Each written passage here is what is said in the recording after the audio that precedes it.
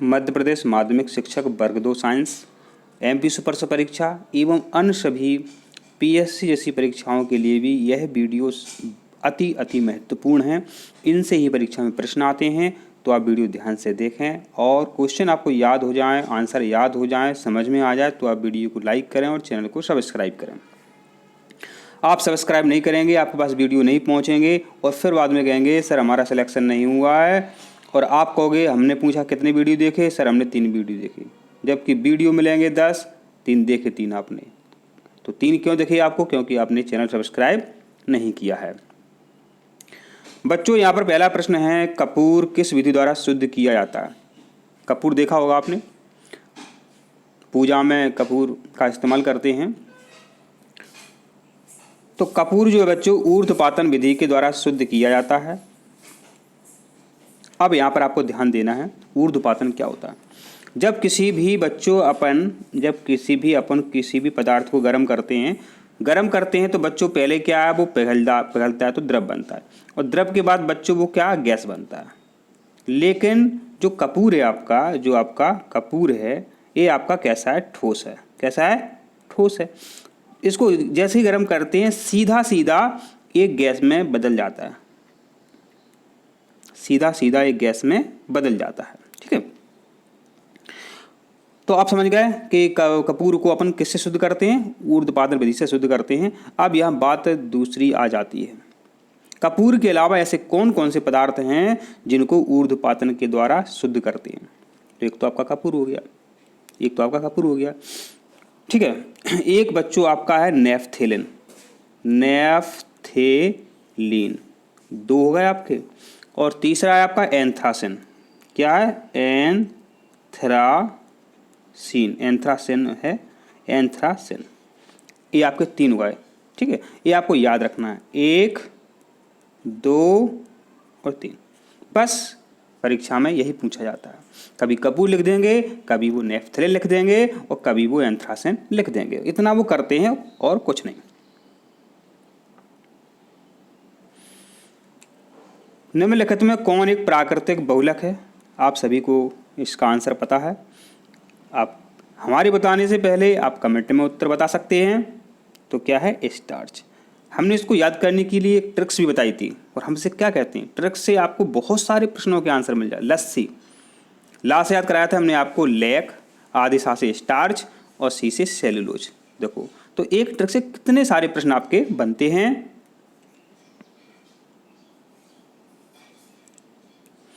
सूक्ष्म जीवों को नष्ट करने के लिए प्रयुक्त पदार्थ क्या कहलाते हैं? अब यहाँ जैसे ही हम हिंदी में इसको बोलते हैं सूक्ष्म जीवों, इसमें क्या सब छिपा है? जीवों।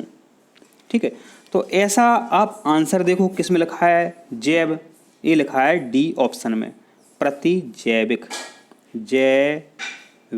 जैविक, प्रति माने उसको नष्ट करने वाला, उसको मारने वाला, प्रतिजैविक। अब बात, प्रतिजैविक को अंग्रेजी में कहते हैं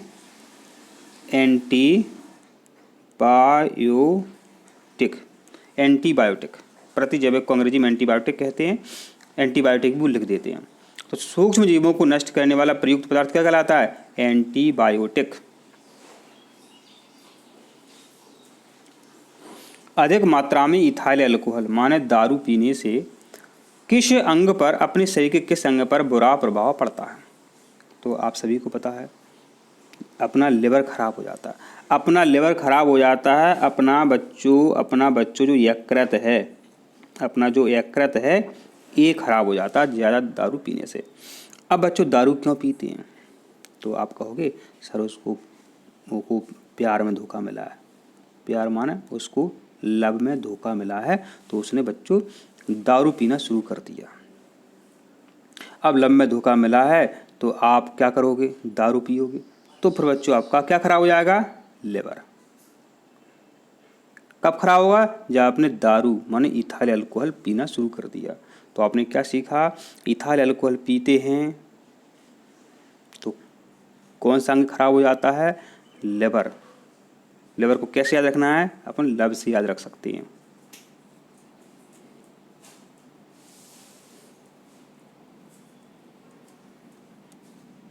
मानव निर्मित प्रथम कृत्रिम रेशा कौन सा है? रेशा, तो देखो इसी नाम से अपन को आंसर याद आ जाएगा, रेयॉन।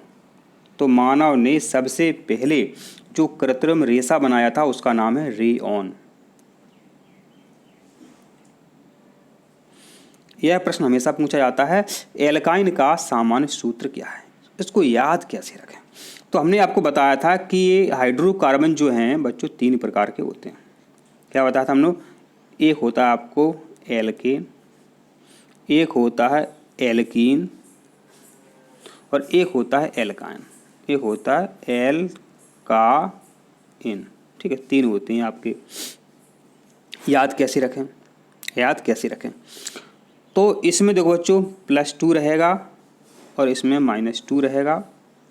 तो यहाँ लिखा है आयन, तो बिल्कुल आपका आंसर जो है आपने दिमाग में सोचा इसका आंसर डी होना चाहिए, तो डी ही इसका आंसर है, CnH2n-2।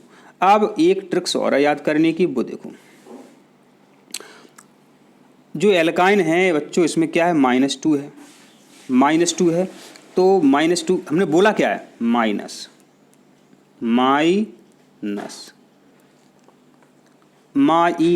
माने इसमें क्या शब्द छिपा है, आई छिपा है, आई। तो अब पुनः फिर सोचो, एल्काई माइनस, ऐसा आ रहा है माइनस और एल्काइन। ठीक है, तो अपन ऐसे भी सोच सकते हैं कि एल्काइन का सामान्य सूत्र क्या है, ऐसा आ गया परीक्षा में, तो अपन को क्या याद रहेगा, -2 माइनस शब्द और एल्काइन शब्द एक जैसा आपको मिल रहा है। एल्केन का क्या है, एल्केन का ये पहला वाला है, नहीं एल्केन का ये नहीं है, एल्केन का आपका ए वाला है, लेकिन गलत छपा हुआ सी वाला। ठीक है, ये आपका एल्कीन का है, ए ऑप्शन वाला एल्कीन का है। पुनः एक बार और सुन लो, कंफ्यूज जाओगे आप। एल्केन का यह है, इसको ऐसे लिखते हैं CnH2n+2, एल्कीन,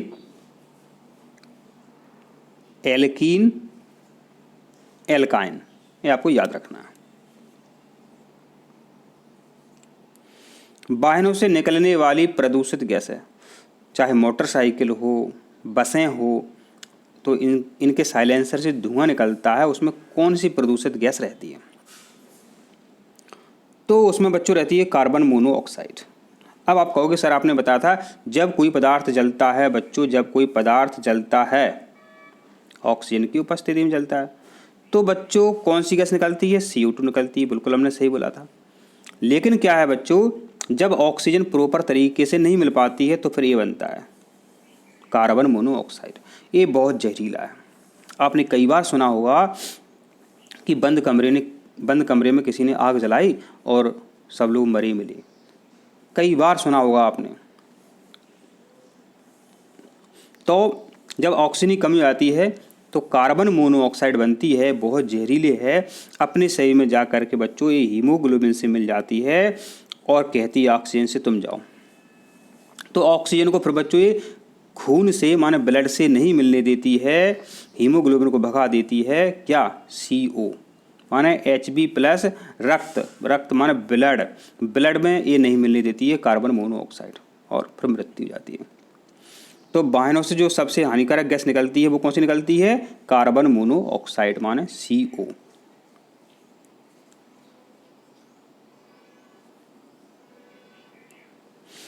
अब एक क्षार वह पदार्थ है जो क्या करता है, क्षार वह पदार्थ है बच्चों जो इलेक्ट्रॉन देता है, क्षार वह पदार्थ है जो इलेक्ट्रॉन देता है। अब परीक्षा में पूछेंगे बच्चों अम्ल क्या है, अम्ल क्या है, इसको अपन ऐसे रखो, याद कर लो, आइले।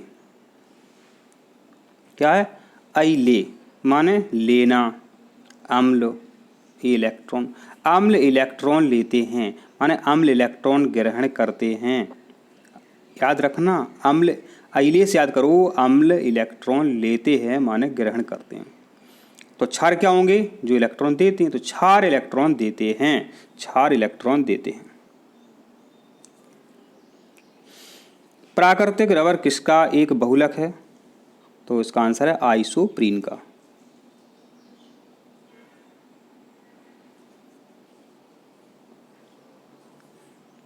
अच्छा प्रश्न है, लोहे का निष्कर्षण किस अयस्क से होता है? लोहा माने बच्चों Fe, लोहा माने होता है Fe, ठीक है। तो इसका जो निष्कर्षण है हेमेटाइट से होता है, माने हेमेटाइट अयस्क से लोहा प्राप्त करते हैं। हेमेटाइट का बच्चों सूत्र होता है Fe2O3, ये हेमेटाइट का सूत्र होता है। हेमेटाइट के अलावा लोहा प्राप्त करते हैं मैग्नेटाइट से। किससे? मैग्नेटाइट से। तो परीक्षा में दो ही पूछते हैं वो, लोहा प्राप्त करते हैं या तो ऑप्शन में रहेगा हेमेटाइट या ऑप्शन में रहेगा मैग्नेटाइट। बस आपको दो ही याद करने हैं, हेमेटाइट और मैग्नेटाइट। अब मैग्नेटाइट का आपको सूत्र भी याद करना है, Mn2O3, ये आपका मैग्नेटाइट का सूत्र है, बहुत इंपॉर्टेंट है, याद करें।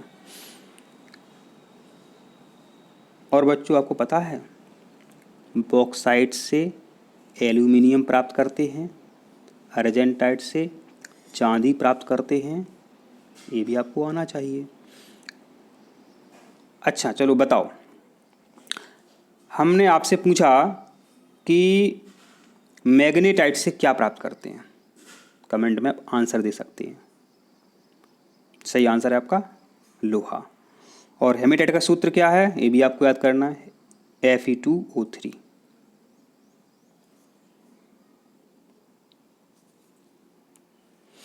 भारी जल एक प्रकार का है, तो भारी जल एक प्रकार का क्या है? मंदक है। क्या है? मंदक। अब भारी जल का सूत्र आपको याद होना चाहिए। भारी जल का सूत्र है D2O। D2O ये भारी जल का सूत्र है और यह क्या है? मंदक है। जो परमाणु रिएक्टर होते हैं उनसे बिजली बनाई जाती है, तो उनमें भारी जल का उपयोग होता है। यह क्या है? मंदक है। सूत्र क्या है? D2O।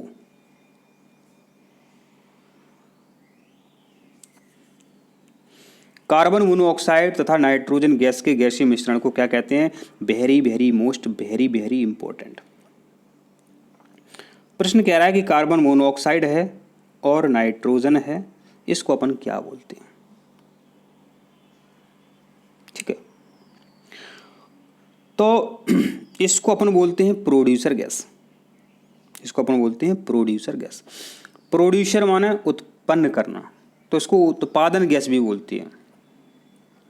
ये बहुत कन्फ्यूजन वाला प्रश्न है, इसको हम याद कराते हैं एक बेहतरीन ट्रिक से। एक बेहतरीन ट्रिक से आपको याद कराते हैं। आपको याद रखना है एक शब्द, कहना। कहना आपको याद रखना है। का से अपन को याद रखना है कार्बन मोनोऑक्साइड, एस से याद रखना है हाइड्रोजन गैस, और फिर ना से याद रखना है नाइट्रोजन। ठीक है, CO plus hydrogen plus nitrogen, समझना। कहना तो का और हा है, मैंने कार्बन मोनोऑक्साइड और हाइड्रोजन है, इसको बच्चों अपन बोलते हैं जल गैस। इसको क्या बोलते हैं? इसको जल गैस बोलते हैं। परीक्षा में आता है, परीक्षा में आता है जल गैस। और प्रश्न आता है कि प्रोड्यूसर गैस कौन सी है, तो पूरा बोल देना कहना, मैंने कार्बन मोनोऑक्साइड, हाइड्रोजन और नाइट्रोजन। तो कहना से याद करना प्रोड्यूसर गैस, सिर्फ कह से याद करना कार्बन मोनोऑक्साइड और हाइड्रोजन को अपन जल गैस कहते हैं। बहुत इंपॉर्टेंट प्रश्न है ये।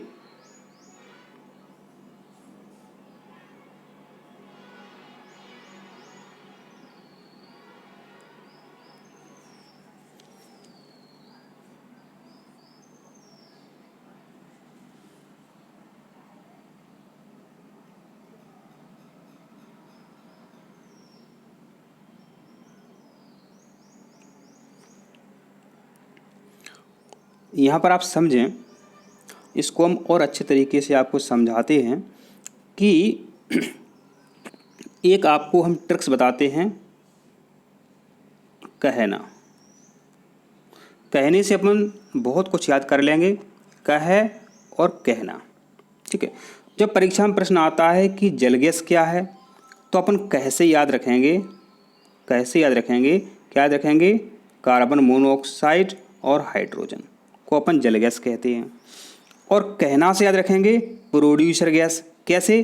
का से याद करना कार्बन मोनोऑक्साइड, हा से याद करना हाइड्रोजन और ना से याद करना नाइट्रोजन। ठीक है, तो कहना से याद आ जाएगा, कहना से अपन याद करेंगे प्रोड्यूसर गैस COH2N2 और जल गैस याद करेंगे अपन COH2 सिर्फ कह शब्द से। अब हमने आपसे पूछा कि बताओ जल गैस किसका मिश्रण है, तो आपने मन में तुरंत सोचा, सर ने बताया कह माना कार्बन मोनोऑक्साइड हाइड्रोजन। हमने पूछा कि प्रोड्यूसर गैस किसका मिश्रण है, उत्पादक गैस किसका मिश्रण है, सर ने बोला था कि कहना माने COH2N2। तो आपको तुरंत उत्तर याद आ जाते हैं।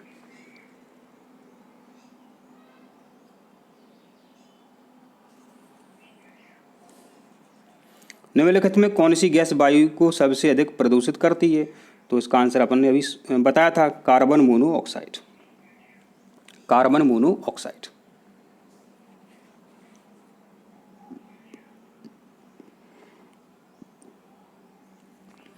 वायुयानों के टायरों में भरने वाली कौन सी गैस है, तो हीलियम गैस भरी जाती है। इसको भी अपन पिछले कई वीडियो में समझ चुके हैं। निम्नलिखित में कौन विस्फोटक गैस नहीं है, तो नाइट्रोक्लोरोफॉर्म ये विस्फोटक गैस नहीं होती। नाइट्रोक्लोरोफॉर्म एक विस्फोटक गैस नहीं होती है। जीवन शक्ति का सिद्धांत का प्रतिपादन किस रसायनज्ञ ने किया था? जीवन शक्ति के सिद्धांत का प्रतिपादन किस रसायनज्ञ ने किया था, तो इसका आंसर बच्चों है आपका बर्जीलियस। क्या है? बर्जीलियस।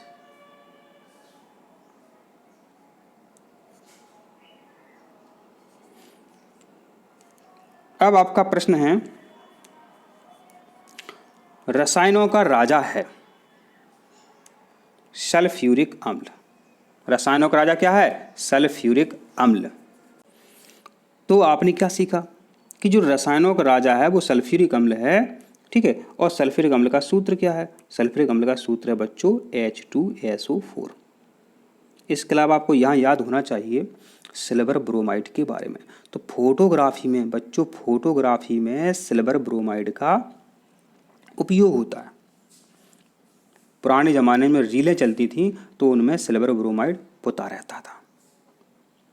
और चुनाव में आपकी उंगलियों में जो चिन्ह लगाते हैं वो सिल्वर नाइट्रेट का घोल होता है उन डिब्बियों में। आपके बाएं हाथ की तर्जनी में जो जिस स्याही का चिन्ह लगता है उस स्याही का नाम है सिल्वर नाइट्रेट, माने AgNO3 सिल्वर नाइट्रेट। अगर आपको क्वेश्चन समझ में आते हैं तो आप वीडियो को लाइक करें, चैनल को सब्सक्राइब करें। मोनोजाइट किसका अयस्क है, तो मोनोजाइट जो है थोरियम का अयस्क है। इसका आंसर बच्चों जो है आप थोड़े मन से ही इसका आंसर दे सकते हो। थोड़ा सा ही आपको दिमाग लगाना है, इसका आंसर आप दे सकते हो। थोड़े मन से आप आंसर दे सकते हो। माना तो थोरियम से मोनोजाइट प्राप्त करते हैं। सबसे हल्की धातु है, तो सबसे हल्की धातु है लिथियम। सबसे हल्की धातु क्या है? लिथियम। लिथियम का संकेत क्या है बच्चों, पता है आपको? Li।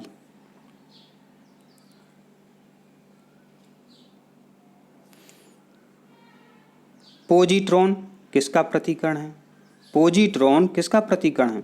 इसको एंटी पार्टिकल भी कहते हैं, इसको एंटी इलेक्ट्रॉन भी कहते हैं।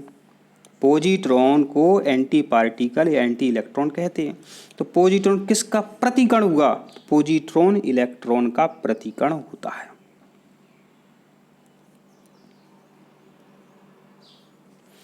मानव रक्त मानव ब्लड का पीएच का मान कितना होता है? तो मानव जो ब्लड है उसका पीएच का मान होता है 7.35 से 7.45।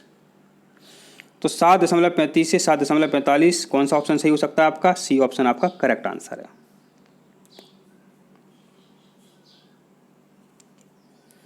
LPG माने लिक्विड पेट्रोलियम गैस LPG में मुख्यतः गैसें होती हैं, ईथेन, प्रोपेन और ब्यूटेन।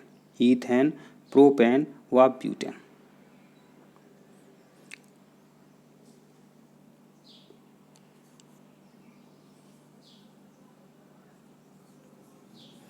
इस्पात या आयरन की वस्तु में जिंक की पतली परत के लेपन का नाम क्या है? तो ध्यान देना, इस्पात माने लोहे के बर्तन हैं तो उनमें जंग नहीं लगे तो उनमें बच्चों क्या है, जिंक की कलई कर देते हैं। तो जिंक की कलई कर देते हैं, इसको बोलते हैं यशद लेपन या गैल्वेनीकरण। यशद लेपन को अंग्रेजी में गैल्वेनीकरण कहते हैं। ये क्या होता है, लोहे के बर्तनों पर जस्ते की कलई करना गैल्वेनीकरण कहलाता है, यशद लेपन कहलाता है। यशद माने होता है जस्ता। अब हिंदी शब्द आती है तो कितना सरल हो जाता है आपका हर सब्जेक्ट। तो यशद माने होता है जस्ता, तो जस्ता, और यहाँ भी लिखा हुआ है 2 जस्ता। अब बच्चों यहाँ पर आपको ध्यान रखना है, वो इस्पात है आपका, इस्पात को बहुत मजबूत बनाना है तो उसमें बच्चों क्रोमियम मिला देते हैं। क्या मिला देते हैं? क्रोमियम। ध्यान रखें।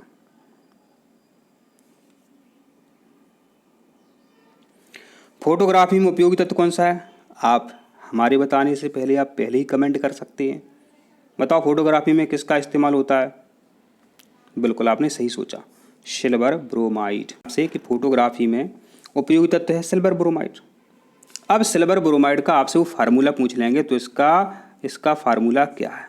AgBr, सिल्वर ब्रोमाइड, ये इसका फार्मूला है।